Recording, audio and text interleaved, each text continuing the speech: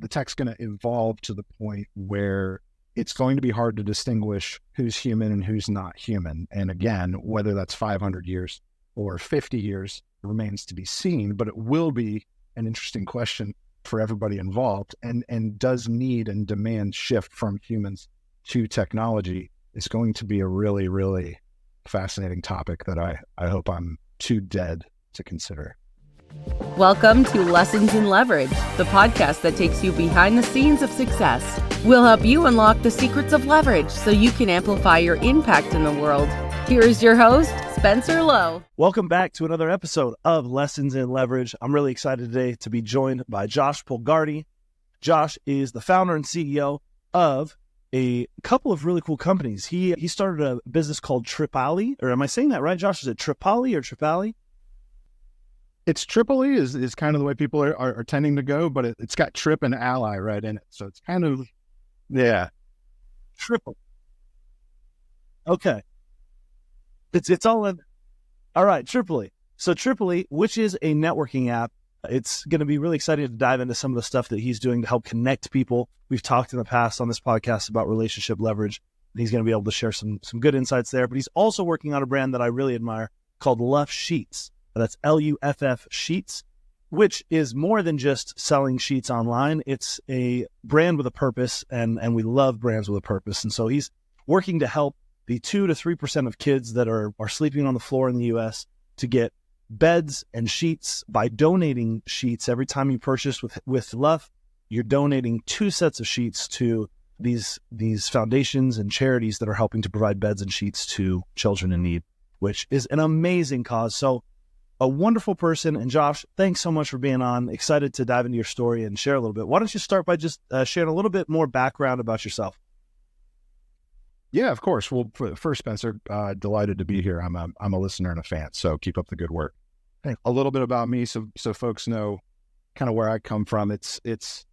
I grew up on the south side of Atlanta, kind of as a transplant. My mom's from Michigan, my dad's Hungarian immigrant, so it's just kind of like we were a little out of place there, but that is home, and we love it. And so I grew up there, went to school in Tennessee, studied history. I'd had aspirations to be a history professor. You know, I had all these people in my life that took the form of teachers and professors that gave so much to me. And I thought, hey, I would like to do that for somebody else. And it turned out to be a little bit of a delusion of grandeur, I think. That didn't end up working out for me. So once I kind of gave up on that dream, which is sad to say, but that's the cruel reality, is I kind of break up my career from college to now into 2 phases, really. I spent the first 8 to 10 years or so working with my hands. I was a window cleaner. I would hang from buildings. I would hang from ladders. I would brighten up your house or your office building. I was the guy on the other side of the glass, and I loved it. And to this day, it's probably still my favorite job. But at a certain point, I was looking at starting a family, getting married, and you start to have those weird thoughts creep in where you go, I don't think this is going to sustain me. I'm not going to have the retirement I want. I'm not going to have the things I want. I'm not going to have the time that I want. So I took probably about 6 months off, did some traveling, found myself in jail in Prague at one point, which was, by the way, not our fault. They let us go, and we were friends with all the folks in the jail. They were like, look, we're pretty sure you guys didn't do anything. We just got to see the video footage, and then we'll let you go. And we're like, great. So in that process of finding myself, I discovered that as an overeducated window cleaner with a deep history in writing, I'm going to go hit marketing. I'm going to take my writing skills, and I'm going to be a marketing mercenary. And so for the last 10 years, I've been so deep into marketing that I can't even see straight. And at a certain point, you get tired of building everybody else's dreams and businesses, and you want to start building your own. So I come to you today, Spencer, as a guy who just kind of said, had enough of this career-oriented lifestyle that looks like a job. And I'm ready to take risks that maybe previously I wasn't ready to take or was too scared to take. And now I'm here talking to Spencer Lowe.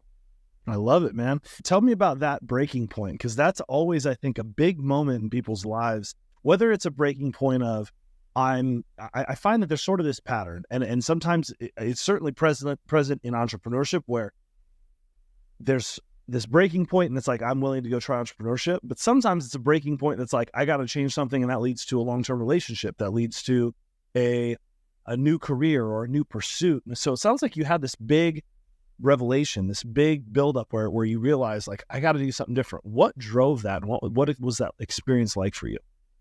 Yeah, well, you speak a lot, of course, about leverage. And I found myself in a position finally with the right amount of leverage, either morally or financially or relationally, that I was able to go, now's the time, right?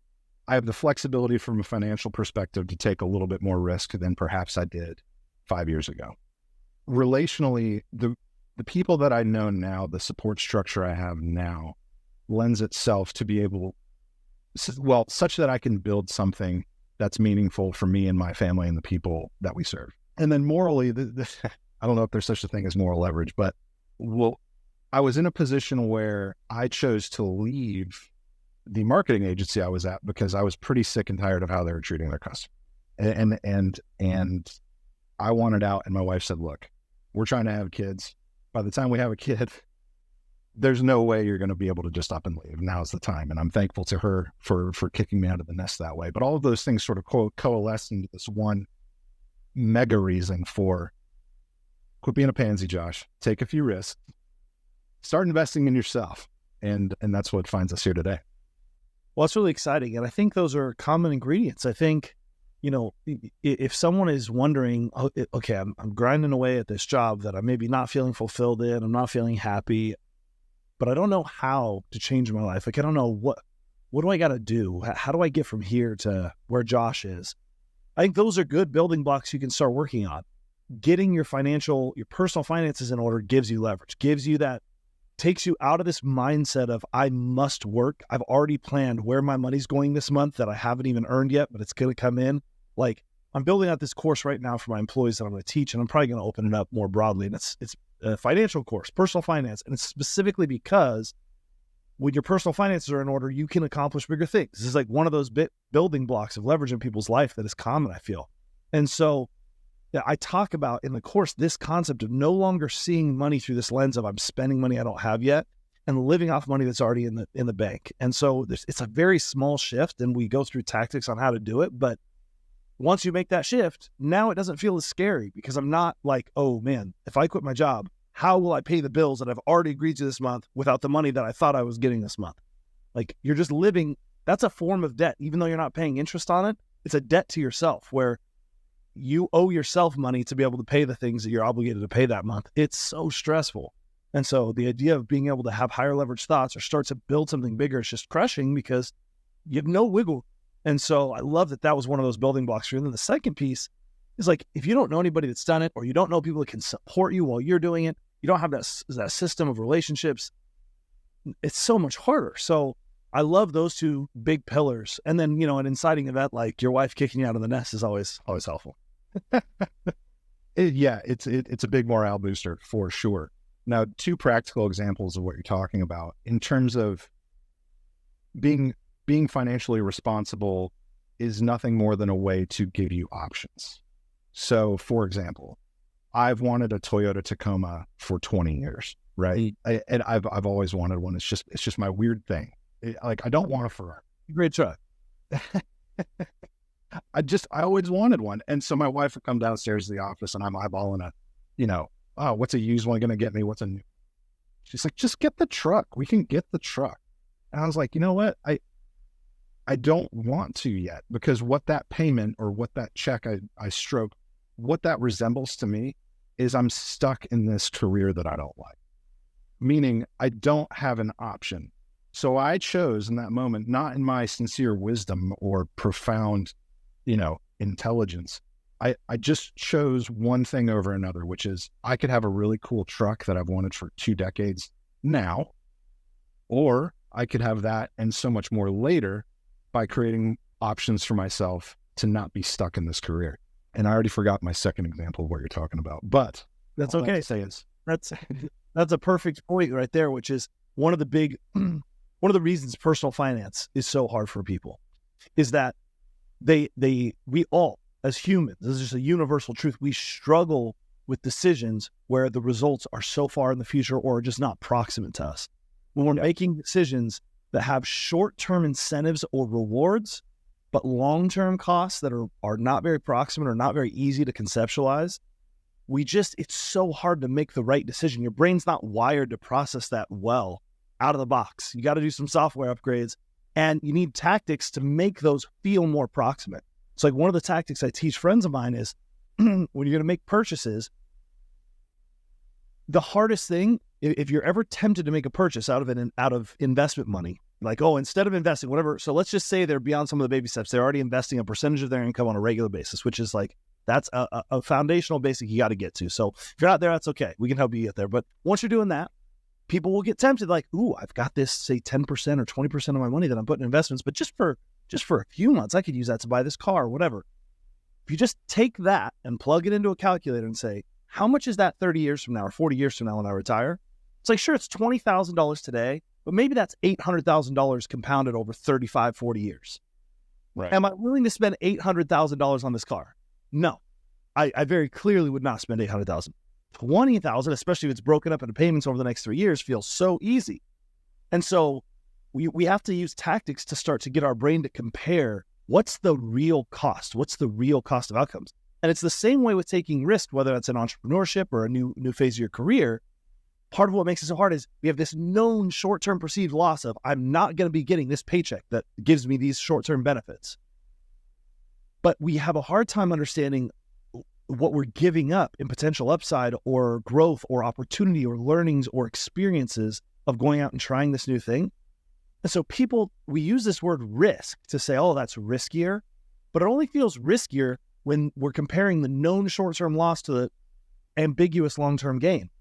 Once we put it in more finite terms of, I will for sure out of this long-term project at least increase my marketability, increase these skills, like failure of going out and trying to start my own business or doing this other thing still represents all this growth that's worth XYZ. All of a sudden it's more risky to stay in my current job or to stay unhappy. I mean, if we put a value around living a life that feels unfulfilled and really not happy, even 5 more years, all of a sudden it's like, what would I be willing to give now to go take a chance on a new career or a new job or a new entrepreneurship venture, something that's going to be fulfilling to me? Man, those are the things where we just can't conceptualize the long-term cost versus the short-term incentives. It's just like diets. So easy to eat the sugar because it immediately hits you with the dopamine. But then you're like, dang it, long-term, I'm going to be fat. Like, how do I balance this?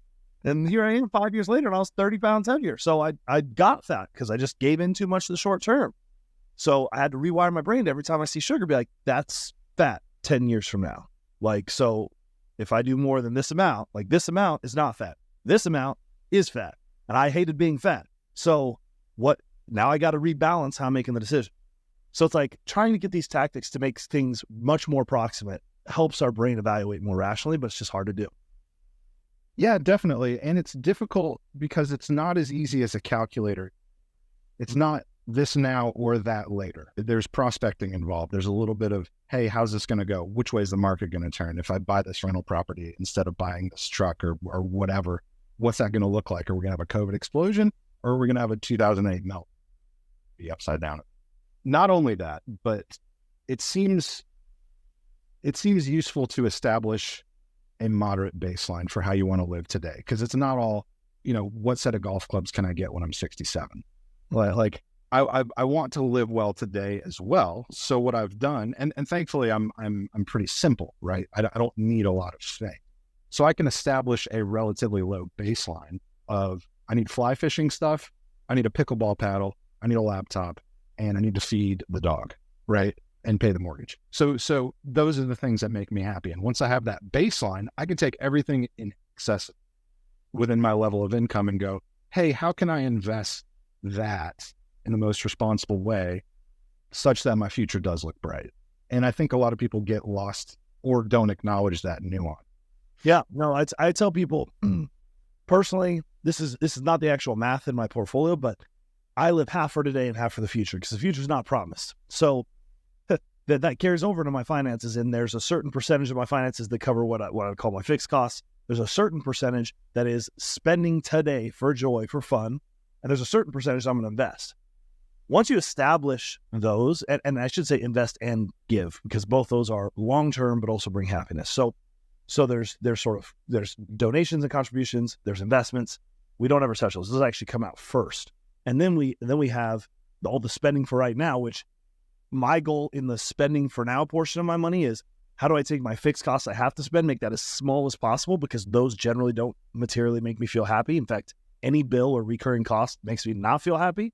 So the less of those I have and the more I'm choosing what is going to maximize my happiness this month and spending on travel, on fly fishing, or whatever those fun things are that I love, well, then I get more out of the same amount of money. So that's a very high leverage financial mindset. It's like, as long as I can follow some guardrails and keep my long-term interest protected, make sure I'm doing the other things that I need to be doing, then I'm able to allocate a larger and larger share of my money towards the things that make me happy. And that's a big part of getting the right mindset around quote unquote budgeting or financial planning or anything like that. Is people look at it as a net negative for a lot of reasons. When you can transition it to what you just described of, wait, I can make my money go further.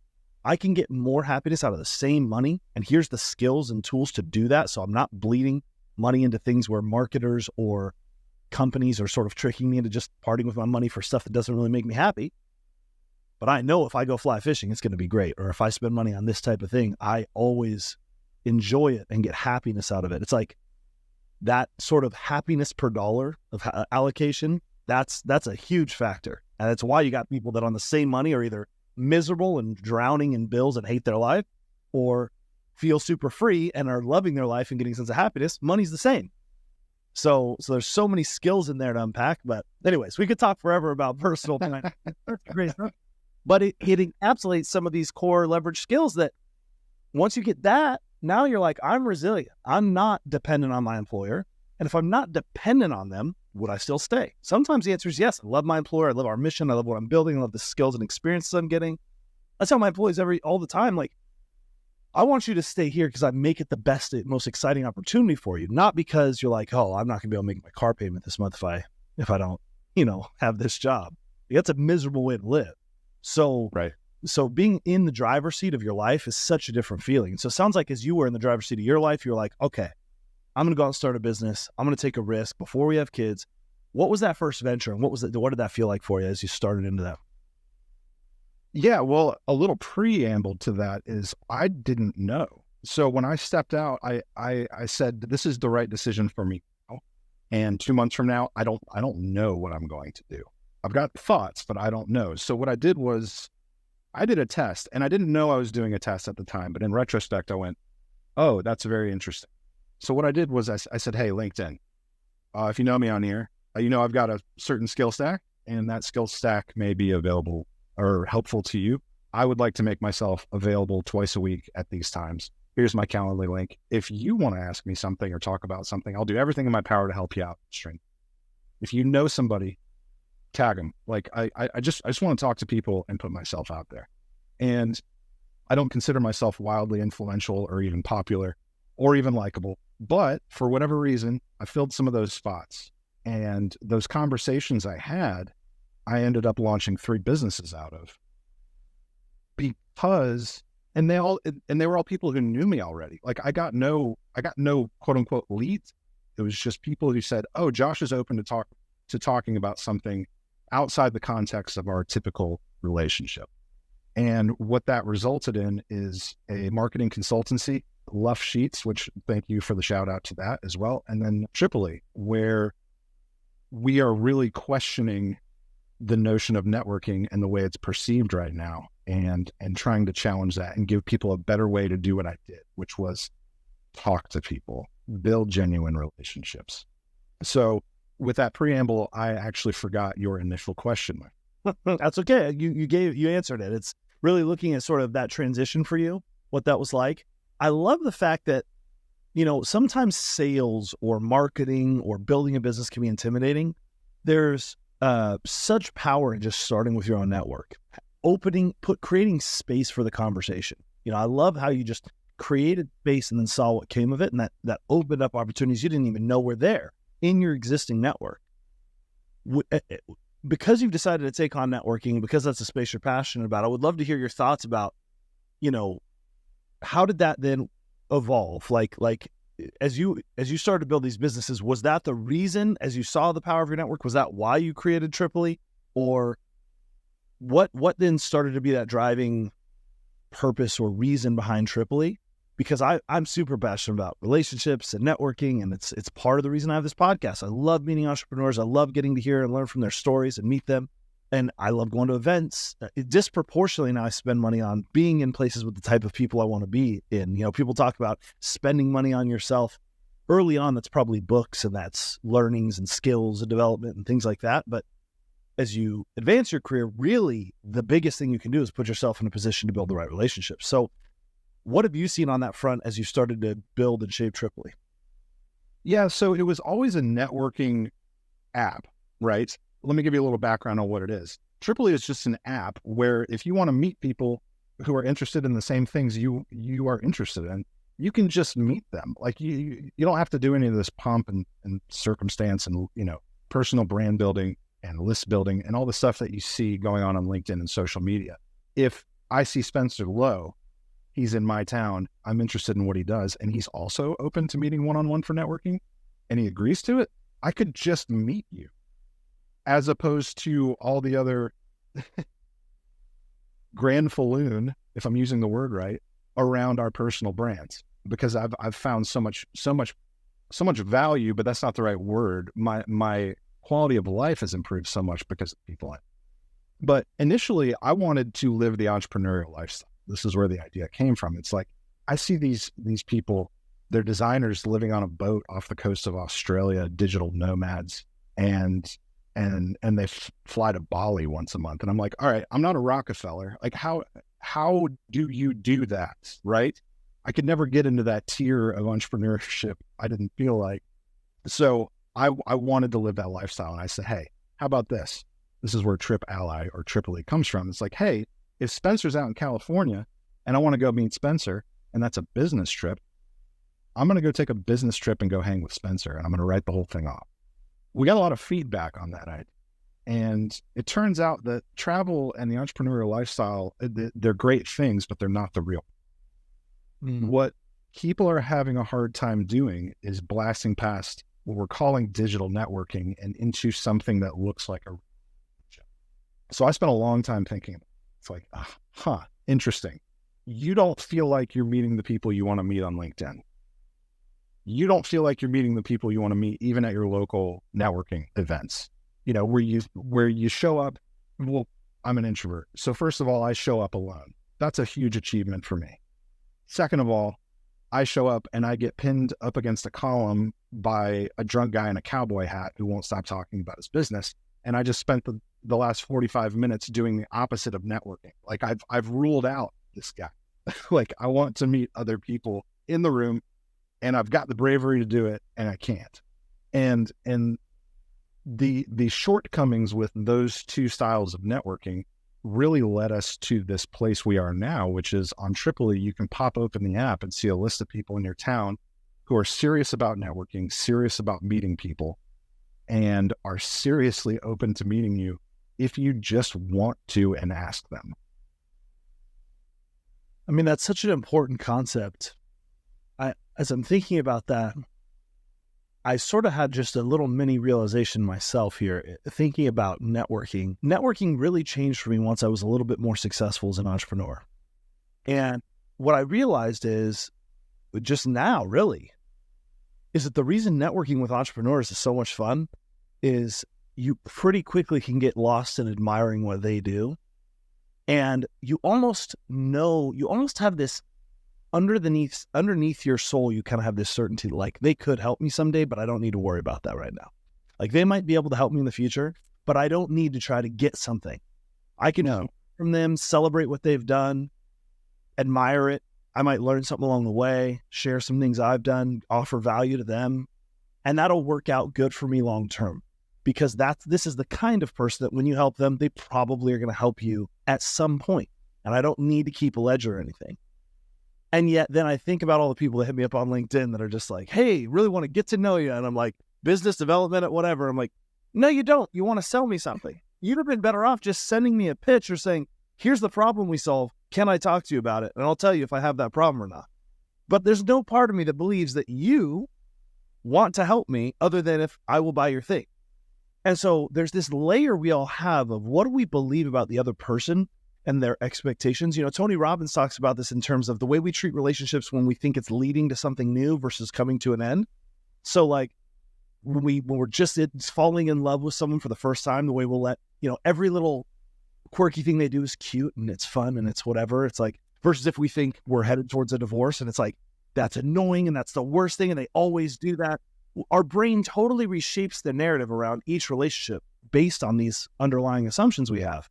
And so, yeah, I love the idea of an app that can help us maybe make different assumptions and come in really feeling and believing that we can help each other, that it's worth getting to know each other, whether or not we can do anything in the short term for each other. Because it's been an interesting realization that in certain circles, that is like the standard. And so it becomes really easy to network. And then in other circles, you feel your walls go up and you're like, this is not networking. This is you trying to get shit from me. Yeah, definitely. I mean, there's whole systems and schemes around how to, which you have to pay for, by the way. I can't recall their names, but in order to get value out of your network in that context, A, you have to pay, and B, you have to bring something to the table, and that's part of their system. And I'm over here thinking, hang on a second. I just want to get to know you. I am willing to be generous by default if you've earned that sort of currency with me. And we could just do that without any overlords of any type. And furthermore, yeah, to your point about LinkedIn, is I'm an admirer of the platform. However, it's not networking. I see almost zero networking on the platform. It's list building, it's personal brand building, it's PR, and then it's sob stories. Like it's social networking in a way that has no real or not the business value that I'm trying to get out of my personal network. Which, by the way, all of those things are valuable. If you have a brand to build, for sure, do that stuff. Talk about what. But if you want to get to know people, let's say you just graduated and your network is zero, and I've been there. And then I spent the next 20 years of my life thinking that, by me liking and commenting on some stuff on LinkedIn, I'm going to, not true. I spent 20 years building my network the hard way, which is you show up, you tuck your shirt in, you shave, which thankfully I don't have to do anymore. And you try to make people like you and you try to make people trust you. And then at the end of 2 decades, you find yourself finally in a position like I'm in, where I said, hey, I've got enough relationship leverage to start pursuing some businesses and start making some free choices that I didn't have 10 years ago when I was stuck in that cubicle. So the value, to your point, Spencer, and I think we're kindred spirits in this way, is that I think there's a lot of people who experience networking the same way you do, which is you get fascinated with somebody else's story. You learn from them, they learn from you. You give to them and they give back. This without the ledger. It's just, I heard a quote recently. He's like the godfather of network. Can't pull his name because I'm on camera. But he said basically the number one rule of networking is give and expect nothing in return. Yeah. Yeah. And so much easier to do that when your underlying beliefs and assumptions are right. You know, one of the groups that I joined in the past year and I've had really good experiences with is Tony Robbins' Platinum Partnership Group. It's a networking group. And it's more than a networking group because you also get to go at all his trainings and conferences. So I've got a lot of value out of the group. Of the different groups I've been a part of, that's been one of the highest value ones. And I've also found it's the easiest group to network with. And one of the reasons is because when you're there, what you know about everyone else there is that you have similar values. Because right. Tony Robbins ends up teaching and talking a lot about his beliefs and values and who you are and what you're trying to become. And so when you find yourself in an environment where you're like, hey, these people want to become the kind of person I want to be. You know, you see that in religion as well. You know, if you have a really strong religious affiliation, you're like, these people believe the stuff I believe. They want to become who I want to become. And so any sort of affiliation like that, where you can start from a perspective of, you want fundamentally the same things I want, and we have these same values. We're trying to make similar impacts in the world. We care about the same things. you don't actually have to care about all that. You don't have to be perfect. You might disagree on stuff. You might have different politics, but if you can start from that point of what you have in common, that shared set of values, it's so much easier to want to help that person because you're like, you're a good person. Even if you vote for the guy I don't like, you are a good person. I remember there was an election a while back where I told people who I was going to vote for, and they're like, that's totally outside of who you would normally vote for. I said, yeah, but that guy, I actually disagree with 80% of what he says, but I love his values. That's someone that I trust, his character. And that really matters to me. Increasingly, that's not really how people vote in politics. But to me, I was like, I'd rather have someone I disagree with who has the right character leading me in any context, not just politics. If I'm a leader at work, church, anything, if I'm in a context and I'm following the leader, I'd rather that they be wrong about stuff, but really have the right set of values, love, emotion, caring, all that, than they're not trustworthy, they're liars, they're bad people, but they say the things I want to hear. Because how do I ever trust that person, And so in networking, it's the same way that you can develop trust so much more quickly when you have that set of shared values, shared intentions. It doesn't have to be across everything, but some core values that you can really relate to each other on. And then you want to give, because now you're like, if I never get anything back, at least I helped someone that I care about. It's just like family. How much do we do for family with no expectation of return? Well, it's because you care about it. And so I think that's part of the trick for me. And I'm realizing that even more as I'm just learning from you here, is that I've got to find ways to connect that way in environments where that's not the default, because then it makes it easier to give and it makes it easier to learn, to love, all those things that make networking really fulfilling. Have you experienced or you think I'm way off base? No, you're absolutely right. And some of the best relationships I've had have come from, A, come at it with the right intentions, B, be open to other opportunities, and these people will sense it. And if they share that similarity with you, they'll go, hey, Spencer, you really need to meet my buddy Dave. A lot of what he's doing really harmonizes what you're doing. And now Dave. And now Dave represents a new set of opportunity to give to Dave and Dave to give to you, and your expectations are aligned, your values are aligned, because it comes through that filter of, hey, maybe Spencer trusts me and I trust Dave, and there's the transitive property of trust there, and you get to take a quality over quantity approach to who you know and how you're building your quality of life in terms of the people that are in it. And yeah, it totally resonates with me in that way. Yeah, I think it's one of the things that I've been most fascinated by is this relationship leverage that I've seen. And I just think, another aspect I'd love to get your thoughts on is this idea that we are most comfortable networking with people that are tightly affiliated with our current networks, and yet we get the most value out of breaking out of those networks. Is Tripoli, is that the best way? Are there other tactics or things you've seen about getting out of just the same network of, I added one more person who knows all the same people I know, who has the same opportunities, who has the same skill sets? That sometimes it's hard to make that jump, but that jump for me has been the most valuable when I get into these environments where it's like, I'm networking with someone who I have shared values with, I like, and they're doing real estate. Or here's some people I just met recently who are building a huge YouTube channel. It's not anywhere near what I'm doing, but I can learn really interesting things and I can share really interesting things with them because our experiences are so different. Well, how do you think about bridging that gap into networking with people that maybe have very different skills, experience, or networks? But yeah, I mean, it is rolling the dice. It's always rolling the dice, so inevitably, to your point, we tend to develop networks that are proximal. So, a couple of years ago, it's what office building am I in?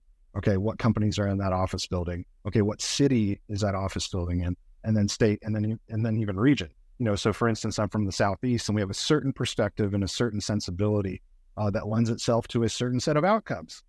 But then we saw COVID hit and the Zoom generation explode.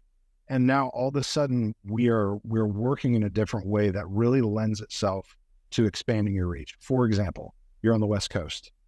I'm on the East Coast in the Southeast. You have different perspectives than me.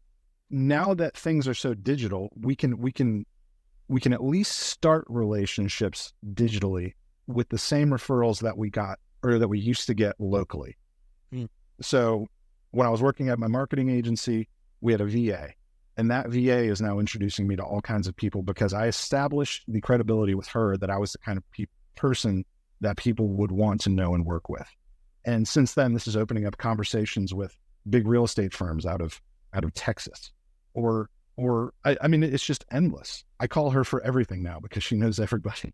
It's like, hey, I'm struggling with this. Do you know anybody who can give me some advice on that? And she'll go, heck yeah. And she'll extend my network via referral outside of my typical, what 5 years ago would have been limited to my proximity out into even the world. That is so sick right there. I just want to pause for a second because I literally am now, that's got my brain racing because I don't think I've ever done this. Like I've sort of tangentially, like accidentally done this, but it's so obvious. It's so obvious. And I'm actually embarrassed as I hear you say it to think that I have not tried this more aggressively. I have always looked at networking through this lens of like, I got to go find the person. But like, obviously, ask the people in your network. And I'm sure I've asked at times, but I'm sure that is a very underutilized skill in my personal playbook of just go tell people. Like I have in the past told people this is what I'm trying to solve, but just ask the follow-up question. Do you know someone who might have advice on that? Do you know someone who might be able to help me with that? And get a exponential increase in reach right away, because whether or not they tell anyone, they go through their Rolodex and say, all right, who do I know I could make an introduction here? And if you've built up that relationship with them, they're going to want to help you. And so, yeah, I've probably very underutilized my network by not asking them for help of, hey, this is what I'm struggling with, or this is what I'm trying to do. Who do you know that could give advice? That's a fantastic tactic. 1,000% yes. And I can give you a very, very tactile example. Please. So Luff Sheets, right? There's a lot of things that go into e-commerce and DTC stuff. One of the biggest headaches is packaging. And my wife and I, it's a passion project for us. We've got months trying to figure this out. And recently, our very last thing was, hey, we need the perfect box for what we're going to be shipping. And we spent weeks trying to figure out, okay, this size, this material, this color, this print, all this stuff. And we weren't happy with any of it. I mean, we probably have a combined 80 hours worth of box research under our belts. Now we're box experts, and we're still without a box. So I called up a former coworker who's still a friend. I said, hey man, you know anybody in packaging? And he goes, oh yeah, buddy of mine owns a box factory. And I was like, what? I thought he was joking because it was so ludicrous. The first person I asked has a buddy from college who owns a box factory. They hadn't talked in 10 years, and they bumped into each other 3 weeks ago inside of like a Kroger or whatever equivalent grocery store you have. And I'm mailing a check to this guy for our boxes tomorrow. And he specializes in smaller companies. Like he's not Uline. He's not selling 1 million boxes, to Walmart. He specializes in. So in terms of problem solving and being able to ask people in your network a question for, hey, I need a resource. The internet isn't everything. Like you can't solve all your problems there. At some point you need to know somebody. And at some point you need to pick up the phone and ask for help to solve a problem. And more often than not, you'll find that people are really, really excited to make that connection. They trust you and believe in what you're doing. So there's a little anecdote that supports this notion of ask your network for help. Yeah, that's huge. I had just this last weekend, I had to sort of cancel my whole weekend and drive down to a property that I'm invested in to help get it over the finish line so it can go live on this Friday. So we had to do a bunch of manual labor, and I was just trying to help the founder get things where they needed to be. And so I reached out to my network and I asked for help, and people said, yes, we'd be happy to help. And 3 people that are friends of mine showed up. We all drove 4 hours south, did a bunch of manual labor all day. And, I found some ways to hopefully make that worthwhile to them. But what I realized on the way down there was I even said to him, I said, I'm so grateful you guys showed up because I don't generally ask for help. I usually am looking for ways to be the help. I feel like I've got a really blessed life and I'm in a good place to be able to help other people. And so it's a weird feeling to be the one that's like, I need help.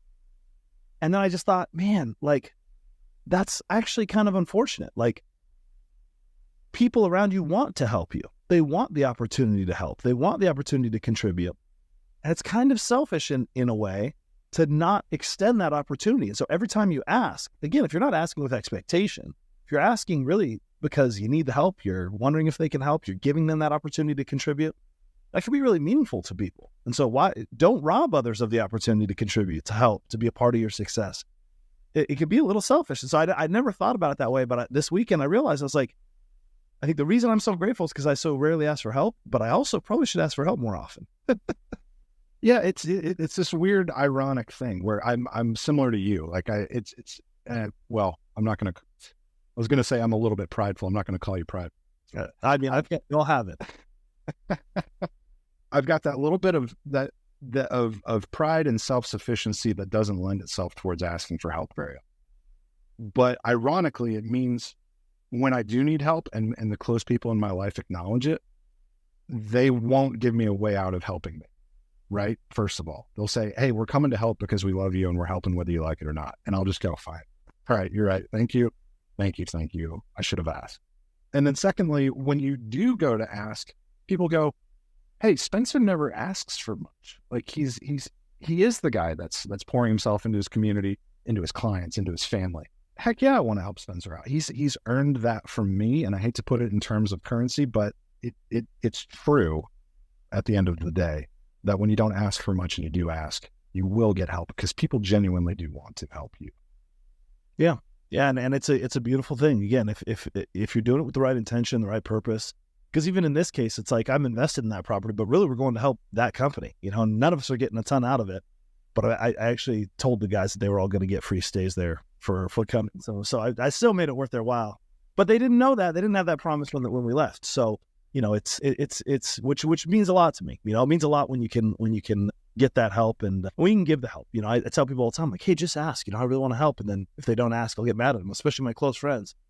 Like, wait a second, what happened? And you didn't call me? You didn't ask? You didn't let me know? But so it's this delicate balance. Certainly you can't ask all the time or ask with expectation, but you got to give people a chance to help you. So let's maybe move from that. I mean, I think this idea of relationship leverage we've really hit on. I think it's a powerful concept, but I want to talk a little bit more about some of the other key lessons you've learned. I want to give you a chance to maybe, as you've been shifted into this entrepreneurship mindset, what are some of the highest leverage skills you've acquired or some of the foundational things that have made you successful? Yeah, there's a lot of practical ways that you can apply the different kinds of leverage, and some of them are macro and some of them are micro. So what I struggle with is time. I've founded 3 companies in the last year. And by the same token, I'm flooded with, hey, you need to read this book. Hey, you need to listen to this podcast. Hey, you need to be doing cold plunges for your mental health. You need to be listening to this guru about this topic who knows more about it than you do, and it's going to change your life. And there's a lot of pressure there where I can't get to everything I want to get to. So in terms of, let's just use technology as an example. Here's a good one. You mentioned a book in a podcast recently that I listened to because I'm a fanboy now, and you're welcome. So I discovered that, hey, you could spend, 37 hours reading a book. Or if Spencer recommends a book and I say, hey, why do you like that book? What are your three takeaways? I can then go to AI and go, hey, give me a summary of this book. These are the reasons I'm supposed to like it. Give me the core principles behind that. And it spits it out, and I've absorbed that content, the key driving point behind why this guy wrote this book, and I can apply it to my life. So for example, I think it's called The Undoing Project was what I looked up. And I said, okay, Spencer thinks that this is important for XYZ. And now I'm thinking about gain frames and loss frames. And now I'm thinking about how I make decisions for my business. So for example, I have to dump thousands of dollars into packaging for the sheets that we're selling. We're not doing it to get rich, but what do we stand to gain? You buy a set of sheets from us, we'll donate a set to these organizations that build beds for kids. Those kids stand to benefit.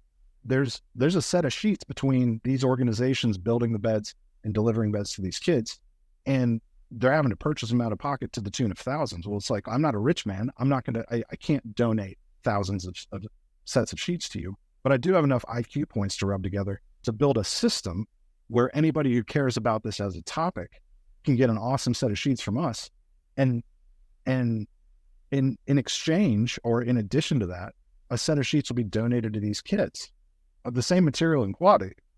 Like they're sleeping the same way you do, which is like a baby in our sheet. So I lost my train of thought on that a little bit, but the point is, gain frame and loss frame. Using AI and tech to try to get more done in less time. And then, the gains frame and loss frame of the Undoing project. Right. So I took that to heart, and it's changed my mindset from how am I approaching what a former Josh would have looked at as a risk averse kind of guy into a, hey, what's the upside of this? And go ahead. Sorry, go ahead. Finish your thought. I didn't mean to cut you off. That's all right. Maybe that was my point. I have since then I've consumed the core principles of a book in about 60 seconds using AI. So that's one example. I think that's a great shortcut for getting some of those key principles. And I mean, that book in particular is a fantastic one. It goes through a lot of lessons, but that particular lesson is one that really stuck with me about gains and losses. And there's this idea that again, Tony Robbins, I'm a huge fan of his, so I end up sharing a lot of things from him, but he says where focus goes, energy flows. And what I found about that statement is, if you focus on the gain, you talk about using gains and loss frames sort of to your advantage purposefully. It allows you to be more quote unquote risk tolerant. But the better way of describing it, in my opinion, is it allows you to find certainty amidst uncertainty. And all of the upside is in the uncertainty. And so, in fact, another quote I love is, your riches or success in life is directly proportionate to the amount of uncertainty you can comfortably live with.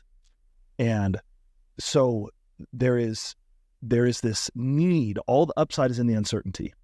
And so there's this need to find, because we have a core need of being certain or feeling certain. And most people translate that into, my job is my certainty, or my whatever. I have a certain paycheck and that makes me feel certain about my life. Whether or not my job is truly secure, I can feel secure. And if I feel that way, that's good enough. And so finding a way to feel secure or certain in the uncertainty is where you're able to get all the gain, all the upside. And I don't mean that just financially. I mean that in terms of impact. With your sheets business, there's uncertainty. If you can comfortably live in that, you can have a much bigger impact for all these kids than if you just were to donate the sheets you can afford to donate today. It's like, you get small impact and be like, I donated 100 sheets, or I donated, whatever it was I could. Or I built something that can sustainably produce sheets long-term for these kids, hopefully in growing numbers, and we can rally and I can bring others to the cause, and we can all contribute together, and we can produce this massive outcome. It's much more uncertain, but the upside is so much bigger. And I love that element of this. Choosing to focus on the gains, choosing to focus on that will pull you into these areas where you can feel confident despite uncertainty. Yeah, that is a great way to phrase that, and maybe a potential inadequacy in my technological leverage of using AI to summarize a book is because you miss some of those finer points, which is the level of detail that you just articulated it, layered onto my existing understanding of the book. Maybe I need to go back to just reading the book. So here's my advice on that, which is, I would, if I was trying to develop a system because I didn't have a lot of time, I would combine your tactic with reading the book, but I would use AI to take the summary, have it suggest to me what it means or what the high takeaways are. And then if I decide that that's the thing or the set of things I need to know to get to the next level, then I'd read the whole book, because it'll give me additional distinctions, additional clarity. They tell the story in several different ways. And so then I relate to it differently. I might get a little bit more of the depth, but the time investment is so much bigger. So if you're just trying to get like the big struggle with books is exactly what you said. It's the time. And so the answer to that for me has been, I just start reading a lot of books and I don't finish 80-90% of it. I start reading and I'm like, this isn't helping, move on. I'll come back to it later. Because I only even put books in my library that I think this could help, or this might be really useful to me. But the reality of learning in general is it's got to be the right learning at the right time if it's going to have a real impact towards my results. And if I'm out here starting 3 businesses like yourself, I don't have time to do anything that doesn't help me get my result. I don't have time to be accidental about where my time's going. I don't have time to read a book and go at the end say, that was interesting. Like, no, right. I don't have much time for that. I can spend personal, just like fun time. If I'm an avid reader for fun, then that budget of my time can go towards that. But in terms of personal development, getting all my work done, I have to be really disciplined about not spending time on things that are not going to actually help me get to that next level right now. And so you can use AI to find what is the right book or to sort out and maybe figure out. And then it's just a matter of, what learning, where do I want to go deep because it's going to make the biggest difference right now. And that's actually a concept from a book called The One Thing by Gary Keller, is one of another book I love. He asked this question. I actually have it written right here on my whiteboard still from the time I read the book. It says, what one thing can you do such that if done will make all other things easier or unnecessary? Because at the end of the day, of all the million priorities we have, one of them is truly the most important. There is no equality. It's not all 10 of these have to happen a day. I want them all to happen, but in reality, one of them is the most important. And one domino will cascade more of the subsequent dominoes than another one. And so that's a really helpful framework. And then what Gary Keller does is he would spend 3 to 4 hours every morning blocked off just on that one thing, because he knew that if I do that one thing, everything else gets easier. And so when I think about this problem that you're wrestling with, that we all wrestle with, that's how I like to think about it, is like, I have a list of a billion things that probably should get done. What's the one thing? Maybe it's a relationship. Maybe it's reading a book. Maybe it's a cold plunge today because today I'm not in a good emotional state and I need to address that. Right. But you can't fill your life with like all the wisdom of everyone's like, I got this morning routine and then I'm studying this. And I read a post yesterday on LinkedIn, or maybe it was Twitter. It was like, here's the 7 things you should do every day and your life will be happy. And I was like, no, like, sorry, I don't have a list of 7 things that happen every day ever in my life. So you can do that if that's what you choose to do and you work well that way, great. But most people don't even have the option or flexibility to fill their day with 7 different tasks. If each one of those tasks only takes 30 minutes, that's still a majority of your workday, like, or almost half your workday, I should say. That you can't do that. And then you're just checking boxes. So like, you have to be more dynamic than that. So with that being said, sorry, I sort of rambled on and took us a little bit away from it, but I'm passionate about that side of things. Let's get back to you, Josh. Enough about me. Let's talk about AI, how that's disrupting or how you're using it for some of the projects that you have right now. Anything you're particularly excited about or worried about with AI as it's been developing and as it continues to be a bigger part of our life. Yeah, much like politics, I think people are kind of drifting into this, is it going to be the end of the world camp, or is it going to be a zero burger camp? And I'm not sure where I fall. The reality lies somewhere in between, and I think you're probably similar in that respect, maybe leaning more towards it's going to be revolutionary. Well, I agree with that. I think it's already been revolutionary, but what it's doing is what it's disrupting is trust, honestly. That's the main thing it's doing. Yes, it is a completely innovative technology. It is mind-blowing. It will do stuff you never thought possible even 18 months ago.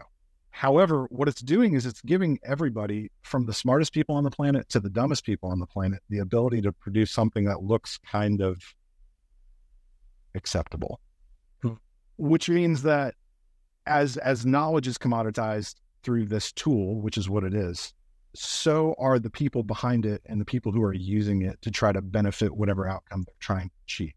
And if you're in business, so for example, if I'm a really dumb person and not trustworthy and not respectable, but I'm creating all this great content through AI, and I've built this website and this app around this topic that says I can solve all your problems, eventually the market's going to catch up to that, because the people who are still making purchasing decisions are still people.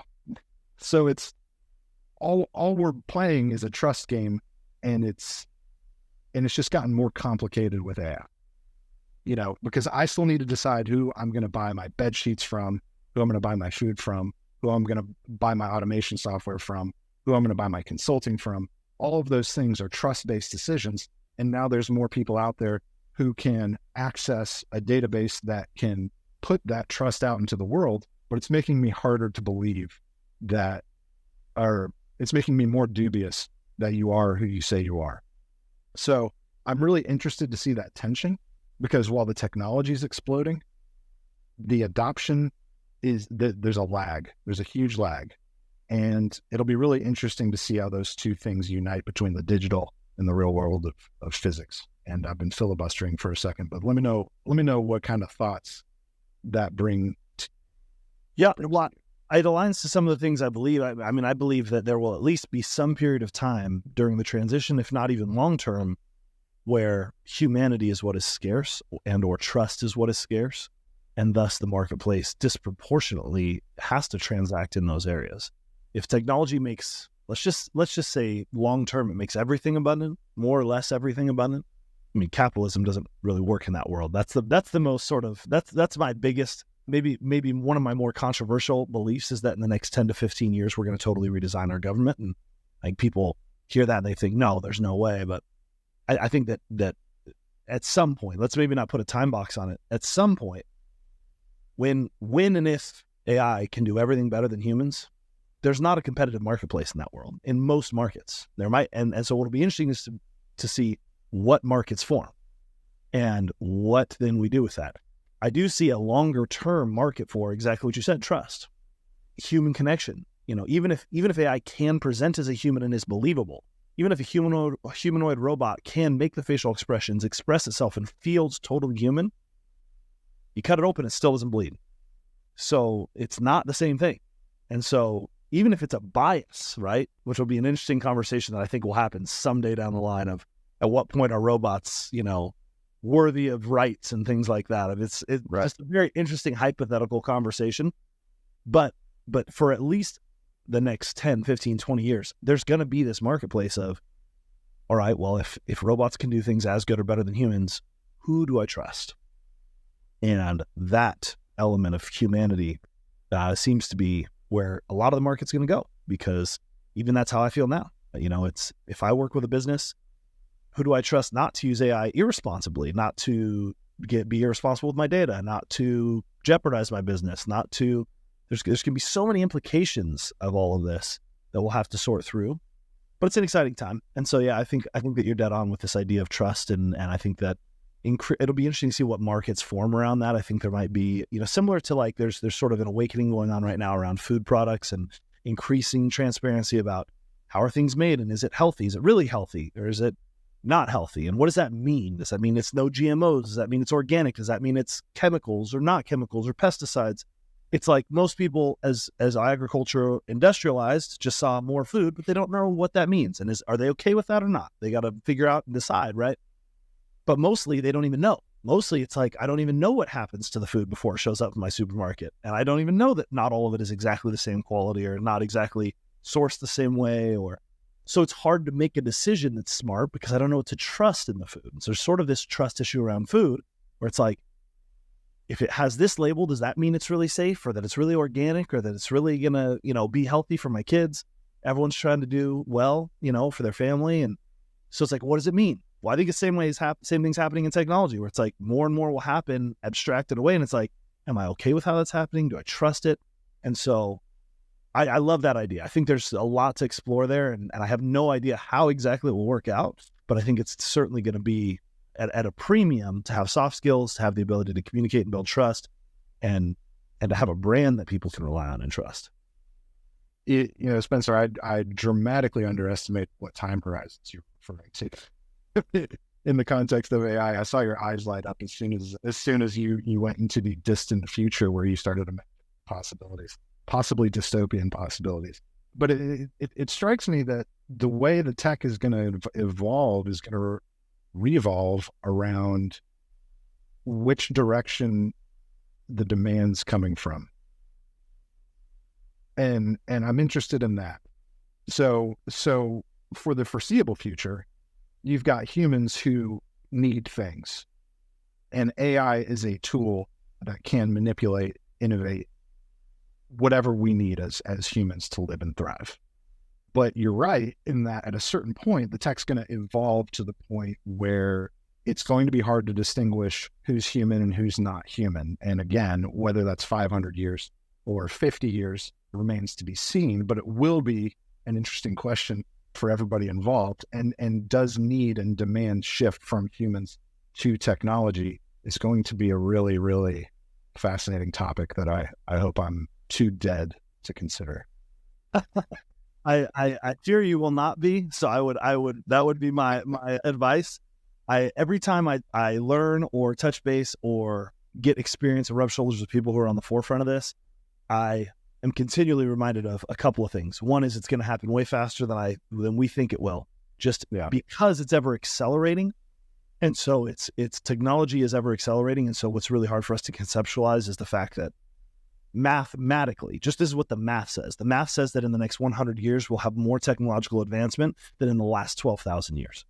So just using the math that we can, again, it's theoretical. So it's not to say that things couldn't disrupt that math, but there's a long-standing pattern about how fast technology accelerates, how fast compute power accelerates, how fast innovation accelerates. And so as we look at that, we can kind of predictably map out, at least on the theoretical side, and say, I think about how wild our lives have changed over the last 25 years of the internet. Yeah. If I knew that itself, if that was just going to be a linear progress and the speed of change of the last 25 years was going to stay the same, that alone is enough to be like, wow, what could life be like in 25 years? Because no piece of 25 years ago, Spencer, could conceptualize a smartphone or any of the stuff that is driving the economy today. Top 5 tech companies on the S&P 500 account for, I want to say it's like 30 or 50%. It's some massive percent of the revenue of the entire S&P 500.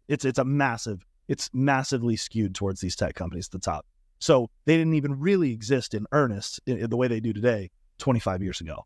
And so you look at that, it's like that amount of shift of 25 years ago, I couldn't even imagine how a cell phone would work, really. Like early 2000s, it's like, if you saw a car phone, you're like, wow, that's incredible. How do they do it? It doesn't have a landline. What do you mean they're using radio waves? How does that even work? And then now here we are, where all of the information, more or less of all time that's been digitized, is available to us in our pocket, and we have access to it. We can manipulate it. We can. It's just crazy. It's such a crazy development over 25 years. And to think then of what will be real 25 years from now, I think is, again, once you put in the fact that it's an exponential curve, not a linear curve, it's crazy. Even right now, most people, like, if you want to psych yourself out a little bit, go look up the latest, just look up some YouTube videos on some of the latest humanoid robots and just see where those are at. Projection is that there will be billions of humanoid robots by, I think it's either 2030 or 2035.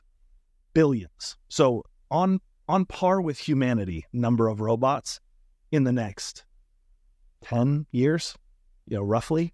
That's the kind of projections that you're like, even if they're way off, I might be underestimating how fast some of the stuff is coming. And even if you just look right now at the robots that have full facial expressions, it's stuff like that where you're like, I didn't even know people were working on this yet, let alone that it's like, actually there's people testing and using it today. So there's just going to be so much disruption. But again, who knows the timeline? It could be much further out, could be much sooner, but it's always one of the things I always come back to when I get deeper and deeper into it to see, like, where's it going and how do we use it? I'm always come away with the feeling of, man, I'm probably thinking that it's longer than it is. And I'm probably underestimating how disruptive it's going to be. Those are the two feelings I end up with. But doesn't mean you have to be scared of it. Like, at the end of the day, all the upside is in the uncertainty. So it's like, right. That's where the upside is. And the upside for humanity. The reality is, if we look at past technology, the way that it makes things abundant raises the standard of living for everyone. So we're gonna do a lot of really good things in the world with technology. But one thought, please. Well, so there's of course different applications of this. There's robotics, there's intelligence, it extends out almost indefinitely. I think you are right. I think it's going to hit us faster than we expect. However, how do you account for the pendulum swinging a little bit back towards the here and now and the physical that a lot of people are doing? So for instance, Saturday, I did a cold plunge group. We got into 43-degree water for 5 minutes, and And that group of 25 people represents to me a group of people who are going, hey, the technology's great. We're really excited to have our iPhones. We're also really excited to turn them on and get back out in nature and suffer together for mental health in this case, for physical health in this case.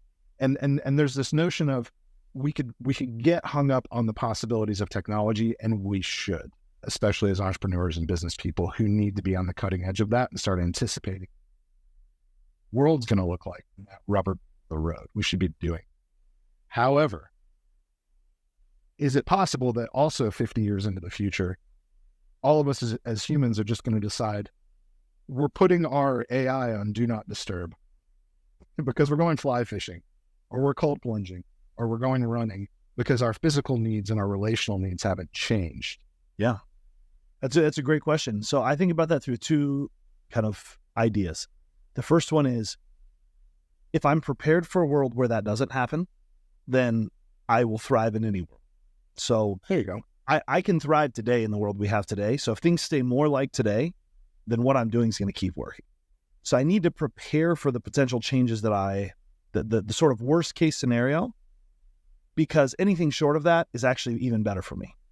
But that doesn't really address the question you asked, which is, do you think there will be sort of this swing away from technology? 100%. That is where, when I say I think humanity is what becomes scarce and thus the marketplace goes to that, it's kind of like in Nordic countries where they've equalized between the sexes opportunity as much as possible. They've seen an increase in polarization of people voluntarily choosing to lean into more sort of gender specific type activities or some of their preferences, right? When you see that, it's counterintuitive, but I think that it's also predictable. It's a little bit predictable to say, once you take all the pressure off, once you eliminate certain things, you end up in a world where by choice, you are going to reconnect with certain parts of yourself, or you're going to prioritize certain parts of yourself. So in a world where technology is no longer the novel, scarce thing that everyone's excited to have, and let me go see the new thing, and it becomes ubiquitous, the ultimate luxury is not needing it. The ultimate luxury is disconnecting from it. The ultimate luxury is reconnecting with your humanity, connecting with other humans, having these deeply human experiences that are now more scarce. If we get to 2050 and there's the projected number of robots at that time where we are literally the minority on this planet compared to robots, well, then that will become the thing that's special. And so what will that mean for, assuming, let's say we don't fully replace capitalism? I think long-term, there's going to be some sort of reckoning on capitalism, just because I don't think it can work. As someone who loves capitalism, I think it's the best system ever invented. I just don't think it can work in a world where there's no competition on labor leverage or technological leverage, because AI is better than all of it. So in that dystopian environment, there's going to be some need for change of how we evaluate resources and access to things. But that all being said, if there is still marketplaces, and I tend to think there will be in some form, the marketplace is going to be around what's scarce. It's like, so it's going to be around humanity, connection, these types of experiences, experiential things that are more rare or harder to come by, that you can't, no matter how much productivity AI can increase per person and robotics could increase per person, you could have near infinite levels of output. You still have a scarcity of like your presence. Now, even again, look, if you want to talk to some of the AI optimists, they'll say, yeah, but we're going to hook up to your brain. You can transport yourself into avatars. You can, all this stuff they anticipate. And great, let's say all of it happens. I think there will always be, to your point, some level of, what does it mean to be human? What experiences are scarce there? And so it'll be interesting to see what happens. And so I think we could very much end up in that world. If we do, I think we'll thrive, because that's a world we understand well. The human world, I think we understand. We've got thousands of years of evolution to understand. The technology world, I think we are moving at a speed where we not only don't understand it, but won't be able to understand it at the speed it develops, which is an interesting conundrum to have. Thinking of your worst case scenario, as long as technology also produces lightsabers in addition to all the droids and robots, I'll be happy. I'll still be happy. There you go. Well, the technological out. And I mean, if it produces the kind of lifespans they're projecting and have the breakthroughs on the medical side where we can live indefinitely or very long lives, I mean, there's a lot of good things that can come from it. And then life doesn't even become scarce. So then we have a whole new set of problems to deal with. It's just the whole thing. It's so fun. It's so fun to think about it because the possibilities are so wild. But to your point, we have what we have today. We still have to operate in that environment. And as we take steps towards it, I just think that the thought exercise opens our minds to what's possible, helps us not get surprised by the future. And that becomes a really high leverage skill because now I'm not scared of the future. There's so much fear in the unknown. And so if it's like, oh no, what could possibly happen? Then now I'm scared of it. And so I shy away from it. I don't adopt AI. I don't try to use it in my daily life. I don't lean into the new tech. But if I understand it, I'm like, it's a tool. Here's how I'm going to use it. Here's how I'm not going to use it. Here's the role it can or should play in my life, or I don't want it to. I'm in control because I'm not living in that state of fear. And maybe that's the best place for us to close out. Is I'll turn it over to you, and you can share any final thoughts. You know, what has you optimistic about the future? What has you focused on the good in the world, the good in your life, optimistic about where things are going, irrespective of AI? What has you the most excited, and how can people help contribute to your vision of the future?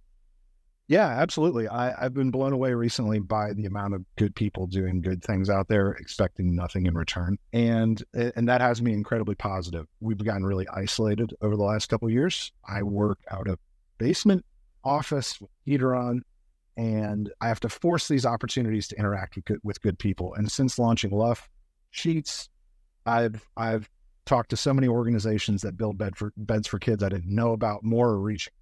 There's a huge demand for sheets out there. So what I didn't realize is just on the other side of a phone call or an email, there's oftentimes a good person, and that has me enormously optimistic until the robots come. So secondly, and related to that, is we're trying to restore some of those personal relationships. And if that's the kind of thing you're interested in, check out triply.io. We are launching for beta towards the end of March, I believe. And we would love to have you on there if you're the kind of person who's serious about networking and would like to just meet with somebody. And you can do that with us. So, Spencer, I'm stoked to be here, buddy. Thank you so much. My pleasure, Josh. Stay in touch, and good luck with all the good that you are doing out there, man. Thank you so much. Thank you, sir. Hey, before you go, I have a small request. Our mission is to empower as many people as possible to maximize their potential through the power of leverage. Could you help us in this mission by leaving a review on iTunes, Spotify, or YouTube? And if you know just one person who would benefit from today's episode, would you please share it with them? Your support means the world to us, and we are thrilled to have you in the community. Thank you for being a part of our journey and helping us grow. You can find show notes for today's show and past shows at lessonsinleverage.com, which also has links to connect with me personally and connect with our various podcast channels across your favorite social networks. A big thanks to Solve.cloud, who sponsored this episode. They're a group of expert consultants that help SaaS and financial services companies to implement, optimize, and manage Salesforce.com. They can help you with custom integration solutions and are helping customers to implement some of the most important generative AI technologies. You can find them at solved.cloud. That's SOLVD.cloud is the URL. Thanks again.